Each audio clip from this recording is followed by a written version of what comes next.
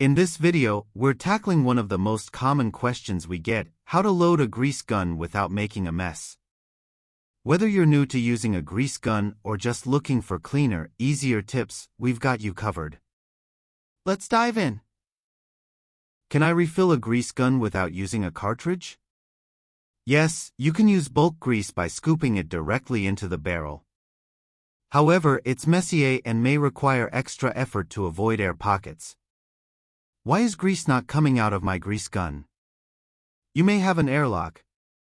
Reprime the gun by loosening the head slightly and pumping until grease flows smoothly. How do I know which grease to use? Always consult your equipment manufacturer's manual.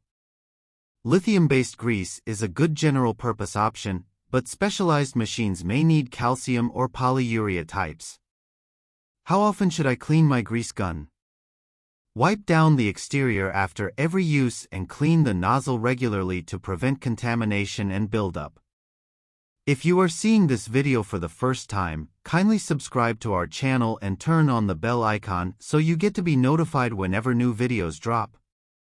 For more information, reach us at gz-supplies.com or email us at sales@gz-supplies.com.